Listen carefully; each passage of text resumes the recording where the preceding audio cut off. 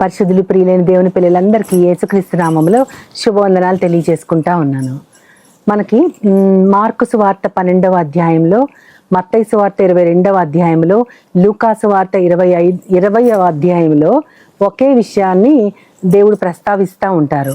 అదేంటంటే సద్దూకయ్యులు యేసుక్రీస్తుని ఆయనతో వాదం పెట్టుకుంటారు. ఏంటంటే ఒక ఆమెకి భర్త చనిపోతారు కాబట్టి తన సోదరుణ్ణి పెళ్లి చేసుకుంటుంది. మళ్ళీ ఆ రెండో అతను కూడా చనిపోతారు, మళ్ళీ మూడో అతని పెళ్లి చేసుకుంటుంది, ఆయన చనిపోతారు. ఆ విధంగా 7 మందిని పెళ్లి చేసుకుంటుంది. ఒకరి తర్వాత ఒకరు చనిపోతూ ఉంటారు కాబట్టి 7 మందిని పెళ్లి చేసుకుంటుంది. ఇప్పుడు పునరుద్ధానంలో ఆమె ఎవరికి భార్య అవుతుంది అని అడుగుతారు. ఆ క్వశ్చన్ అనమాట. అసలు సద్దూకయ్యులనే తెగ వారు పునరుద్ధానం అనే దానినే నమ్మరు. అంటే మనకి మరణం తర్వాత ఇంతే, మన జీవితం ఇంతే, మనకి ఇంకొక జీవితం దేవుని దగ్గర ఉంది అనేది వారు నమ్మరు. ఆ పునరుద్ధానమే లేదు అని నమ్మేవారు యేసుక్రీస్తుని ఇరకాటంలో పెట్టడానికి వారు ఆ క్వశ్చన్ అడుగుతారు. అప్పుడు వారు మీరు సరిగ్గా లేఖనాల్ని యేసుక్రీస్తు జవాబు ఏం చెప్తారంటే వారికి, మీరు లేఖనాల్ని మీరు సరిగ్గా అర్థం చేసుకోలేదు. మృతులు పైన పరలోకానికి వెళ్ళినప్పుడు వారు వివాహం చేసుకోరు, పెండ్లికి ఇవ్వబడరు, పెండ్లి చేసుకోరు. వారు అక్కడ వారు దేవదూతల లాగా ఉంటారు. దేవదూతలు కాదు, దేవదూతల లాగా ఉంటారు, పరిశుద్ధులు అని చెప్తూ మోషే, మీరు ఒక విషయాన్ని గ్రహించట్లేదు. మోషేతో దేవుడు పొద దగ్గర ప్రత్యక్షమైనప్పుడు ఏమని అంటారు అంటే, నేను అబ్రహాము దేవుడను, ఇస్సాకు దేవుడను, యాకోబు దేవుడను అని చెప్పలేదా అని అంటారనమాట యేసుక్రీస్తు వారు. ఆ ఒక్క మాట ఎన్నో లోతైన అర్థాలను అక్కడ మనం తవ్వి తీయచ్చు అనమాట. అంటే దేవుడు మృతులకి దేవుడు కాదు, ఆయన సజీవులకు మాత్రమే దేవుడు. ఇదివరకు కాలంలో నాకు అర్థమయ్యేది కాదు. అవును, అబ్రహాం గారు చనిపోయారు, ఇస్సాకు గారు చనిపోయారు, యాకోబు గారు చనిపోయారు, వాళ్ళు చనిపోయారు.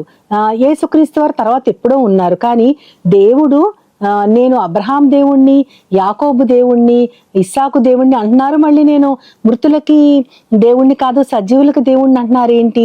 వాళ్ళందరూ చనిపోయారు కదా. ఆ క్వశ్చన్ వచ్చేది చాలా మంది, నేను అనుకోవటం ఇంచుమించు చాలా మంది కూడా ఇదే సందిగ్ధలో ఉంటారు. కానీ అక్కడ ఏమని అంటున్నారంటే ఆయన, నేను వారి దేవుడను అంటున్నారు, కానీ వారి దేవుడనై ఉన్నాను అనలేదు, ఉండేవాడిని అనలేదు. అది పాస్ట్ టెన్స్ కాదు, అదేంటంటే అది ఎప్పటికీ కంటిన్యూస్ టెన్స్. నేను వారి దేవుడినంటే ఆయన దృష్టిలో వారు ఇంకా బతికే ఉన్నారు. అంటే మృతులకు దేవుడిన కాదు, సజీవులకే దేవుడిని. అంటే వాళ్ళు ఇప్పటికీ కూడా బ్రతికున్నారు. ఎక్కడ అంటే దేవుని సన్నిధిలో. ఇది ఒక గొప్ప మన విశ్వాసానికి ఒక గొప్ప సూచన అన్నమాట. యేసుక్రీస్తు వారు స్వయంగా పలికిన మాట. ఆ దేవుడు అబ్రహాము దేవుడు, ఇస్సాకు దేవుడు, యాకోబు దేవుడు అంటే ఆయన వారి దేవుడను అన్నాడు, కానీ దేవుడనై ఉండేవాడను అనలేదంటే వారి దేవుడనంటే ఎన్నటెన్నటికి కూడా ఆ పరిశుద్ధులు ఇప్పటికీ కూడా కొనసాగుతానే ఉన్నారు దేవుని సన్నిధిలో.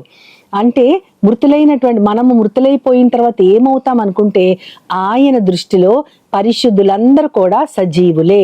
అదే విషయం లూకా సువార్త 20వ అధ్యాయం 38వ వచనంలో ఉంటది. ఆయన దృష్టిలో పరిశుద్ధులందరూ సజీవులు. మనము కూడా మన జీవితాన్ని పరిశుద్ధంగా గడిపితే ఎప్పటికీ కూడా ఆయన అబ్రహాం పేరు ఎలా చెప్తున్నారో అలాగే మన పేరు కూడా ఎవ్వరి పేరైనా సరే ఆయన చెప్తారు. ఏమనంటే నేను ఫలానా వారి దేవుణ్ణి. అప్పటికి ఈ లోకంలో మనం ఉండకపోవచ్చు, కానీ దేవుడు పేర్లను గుర్తుపెట్టుకున్న దేవుడు. మోషేతో మాట్లాడే టైంకి అప్పటికి అబ్రహాం గారు, యాకోబు గారు, ఇస్సాకు గారు వారు ముగ్గురు కూడా చనిపోయి చాలా ఏళ్ళయింది.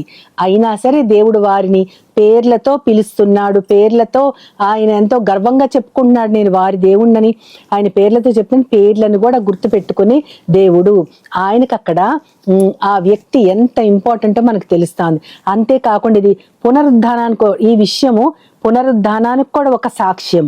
అంటే వీరందరూ కూడా పునరుద్ధానంలో ఉంటారు, ఎప్పటికీ ఉంటారు, కాబట్టి వారి దేవుణ్ణి నేను అని ఆయన చెప్పుకుంటున్నారు. ఇది పునరుద్ధానానికి ఒక సాక్ష్యం. అంతేకాకుండా మరణం అనేది మన జీవితానికి ఒక అంతము కాదు. దేవుని సన్నిధిలో ఎన్నటెన్నటికీ మనము జీవించవచ్చు. అందుకని లాజర్ని ఆయన అతను నిద్రపోతున్నాడు, మనం లేపడానికి వెళ్దామని శిష్యులతో అంటాడు. అంటే లాజరప్పటికి చనిపోయి 3 రోజులు అయిపోయి 4వ రోజు కూడా నడుస్తుంది. 4 రోజులైనటువంటి అతన్ని సమాధిలో పెట్టినటువంటి లాజరుని అతను నిద్రపోతున్నాడని దేవుడు ఎందుకన్నాడంటే మన యొక్క మృతి ఈ లోకములో కేవలము ఒక షిఫ్ట్ అంతే. ఇక్కడి నుంచి ఇంకొక చోటకి మనం తరలించబడుతున్నాము. అందుకనే మనము కళ్ళు మూసుకున్న వెంటనే ఇక్కడ తాత్కాలికంగా కళ్ళు మూసుకుంటే శాశ్వతంగా మనము దేవుని సన్నిధిలో కళ్ళు తెరుస్తాము. దేవుని యొక్క అనంతమైన ప్రేమకి ఇది సాక్ష్యము. ఆయన పరిశుద్ధులకి ఎన్నటన్నిటికీ మరణం ఉండదు. ఆ దేవుడు కూడా ఆయన మరణానికి దేవుడు కాదు. ఆయన సన్నిధిలో ప్రతిదీ జీవం పోసుకుంటది. లాజరు తిరిగి లేచాడు. ఆ తర్వాత ఎండిపోయిన ఎముకలకి జీవం వచ్చింది. చనిపోయిన ఎంతో మంది యేసుక్రీస్తు వారిని లేపారు. ఆయన చేసిన ప్రతి పని జీవంతో కూడినటువంటి పని. మన దేవుడు సజీవుడైన దేవుడు. నా విమోచకుడు సజీవుడని నేను మరలా ఆయన్ని చూస్తానని యోబు గారు ఎలా చెప్పాడో, మన విమోచకుడు సజీవులకే దేవుడు అని మనం కూడా చెప్పుకోవచ్చు.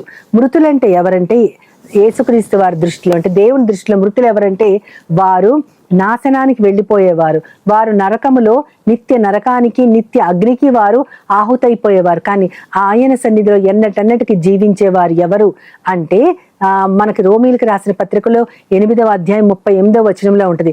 మరణమైన, జీవమైన, ఉన్నవైన, లేనివైన, అధికారులైన, సింహాసనాలైన, పరలోకమైన ఏదైనా సరే దేవుని ప్రేమ నుంచి నన్ను ఎడబాపదు అంటారు.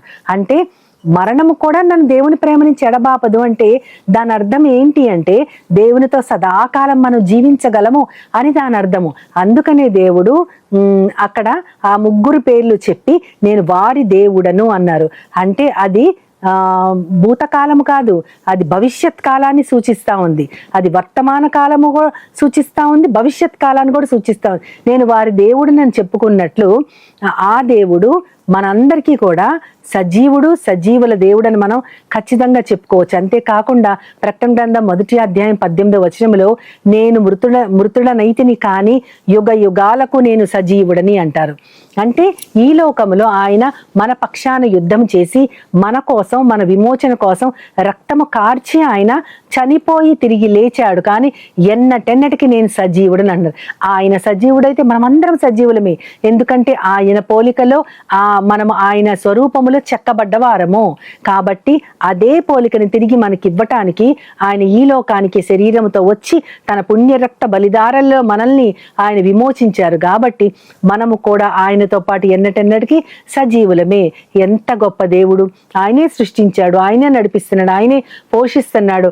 ఆయనే తిరిగి ఆయన దగ్గరికి రప్పించుకోవడం కోసం ఆయనే ఈ లోకానికి శరీరముతో వచ్చి ఆయన మన కోసము బలి అయిన దేవుడు. అందుకని ఆయన బలి అయి తిరిగి లేచారు. కాబట్టి ఈ మాట పునరుద్ధానానికి ఒక సాక్ష్యము.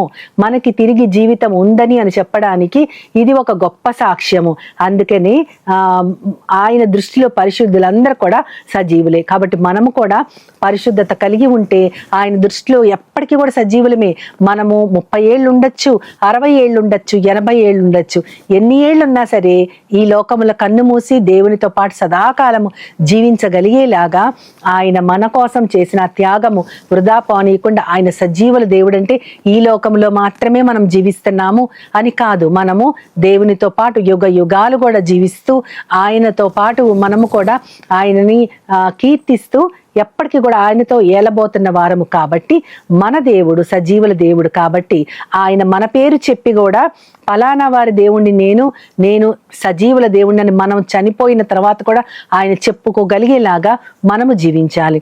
అటువంటి మన విమోచకుడు మనందరం ఎప్పటికీ సజీవులమని ఆయన తన నోటితో చెప్తూ ఉన్నారు. కాబట్టి ఆయన కంటికి యోగ్యత కలిగి మనం ఆయన విధానాలను అనుసరిస్తూ ఆయన మార్గము తప్పిపోకుండా సజీవులుగా మనము కూడా ఎప్పటికీ ఉండగలిగినట్లు ఆయననే ప్రార్థిస్తూ ఆయన సహాయాన్ని కోరుకుంటూ చిన్న ప్రార్థన చేసుకుందాం.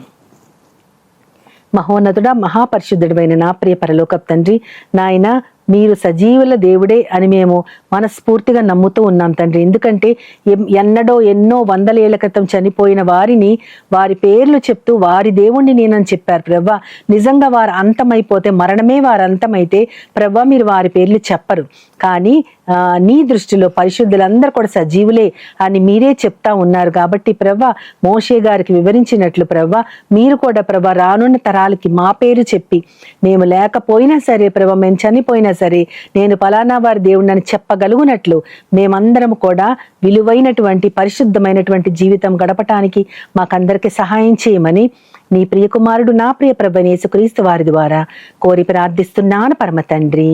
ఆమేన్, ఆమేన్, ఆమేన్. వందనాలు. As Jesus now, He's always near.